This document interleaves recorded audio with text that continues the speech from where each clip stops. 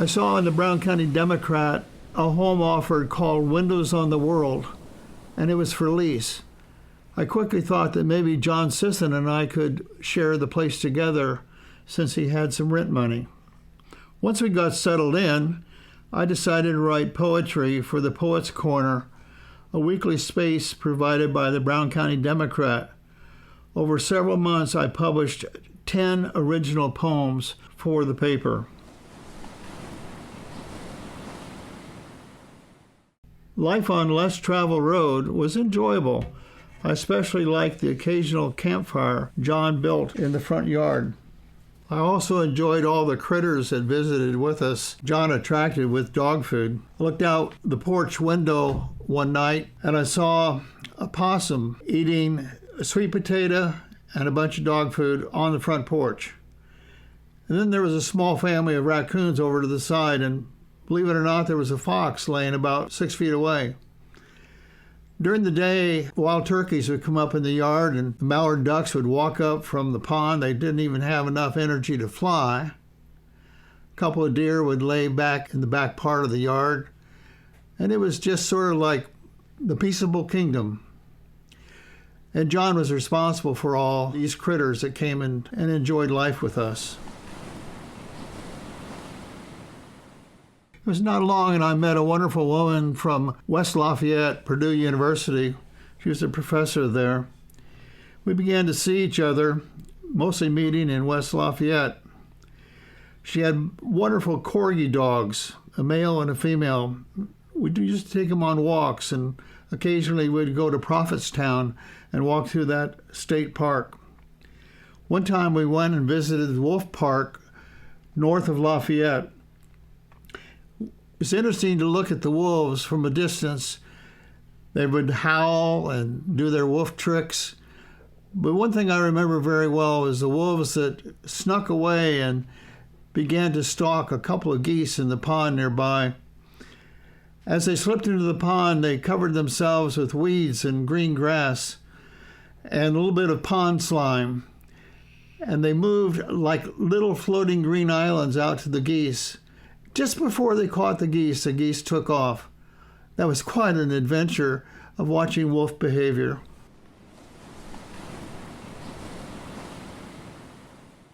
Mary Beth and I had been together in a long-distance relationship for many months. We did enjoy the Wolf Park more than once. Only one time did she visit Southern Indiana and visit John Sisson and myself at Windows on the World. I told her John was a little bit of a curmudgeon and they may not get along very well. The fracas set in motion a plan to leave Brown County and live in Bloomington by myself, or perhaps move closer to Mary Beth. I found out two of my long-term friends, Jenna and Charles, happened to be living in Stelle, Illinois, an unusual suburban-looking intentional community where I had once lived and tried to develop a large greenhouse. Charles, during the evening on my first trip over there, had an idea for me. That is, maybe I could come and manage the entire garden area and orchard for the Center for Sustainable Community, called CSC. Where would I live?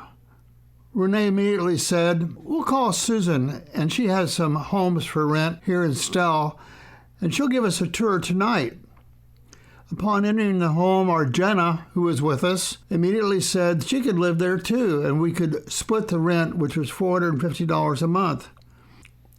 The major relocation to northeastern Illinois Prairie, 23 miles from Kankakee, Illinois.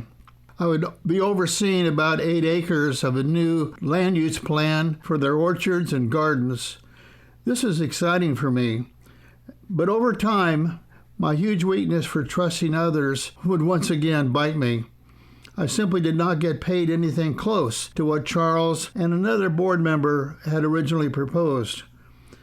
The day I moved to Stelle, a large number of neighbors showed up. This experience brought me back once again to the strong feeling and value of cooperative community living. Another tight-knit community adventure was on my horizon. It wasn't long until I began to realize my academic sociology interest had been piqued. I now better understood that I had a unique human pattern of wanting to always study everything that crossed my path. A major Stelle amenity which I really loved was a hot tub and a swimming pool. I used it very frequently. The land management project began to take off in a positive way. On the first Saturday morning, we scheduled the cutting of 23 dead windbreak trees that were poplar. Everybody was surprised how many people showed up to help with the tree removal project. The following summer, several organic gardening experiments were tried. We used the property for paid workshops. I would assist in teaching classes on orchard pruning, land management, organic gardening, pond management, and even chickenomics. Mary Beth only visited Stelle a couple of times. As I look back, I believe she was uncomfortable with Argenta being my housemate.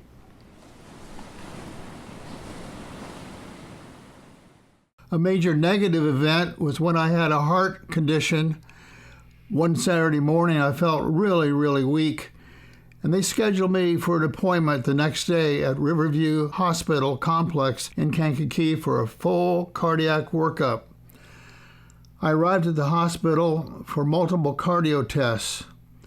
The heart studies showed a 95% blockage in multiple places in my primary arteries. I was very alarmed. However, they did assure me that I had not suffered a heart attack yet, but I was on the edge of one. I had to be admitted immediately, and open heart surgery for triple bypass would be the following morning. My recovery from open heart surgery took a long time. Eventually, I was able to return back to the wonderful garden that I love so much. Began to prepare to move from Stelle back to southern Indiana. The primary reasons I would leave Stelle would be that I really couldn't stand the prairie winds, the lack of good tree cover. I also didn't like the isolation. I also wanted to be closer to my family after my important surgery. My move back to Bloomington, I settled on the west side of the city, and I reestablished ties with what was now called the Tibetan-Mongolian Buddhist Cultural Center. Unfortunately, my teacher and mentor Norbu had recently passed away. The center had a new spiritual director, Rinpoche Arja, who had strong Mongolian connections as well as Tibetan. Over time, I became more involved with the center and established a group called the Community of Kindness. The Dalai Lama had asked the center to begin teaching classes related to Tibetan Buddhism and also closely related cultural subjects. I developed and taught classes on the I Ching, the Tao Te Ching, Feng Shui, and I co-taught a class on Yin and Yang with my special friend from Stelle, Argenta. She had relocated to southern Indiana to enjoy the spirit of the trees in the woodland domain. After living on the west side of Bloomington for about a year, I decided to move out to the country near Helmsburg. My daughter Pat and I bought a place with a pond and a barn. One of the very interesting aspects of the new property was the Indiana Railroad, and it had a couple of freight trains that loudly passed by our place each day. We were sitting outside one day and listening to the pond's chorus of frogs. All of a sudden, we saw a flash of light and a high-pitched screech. What in the world could that be? Well, it was more like a UFO landing. Really, it was the Indiana Railroad sonic space train rumbling on the tracks way too fast and certainly overloaded. I decided to move back into Bloomington from the property near Helmsburg, a beautiful pond and barn. wonderful, wonderful house.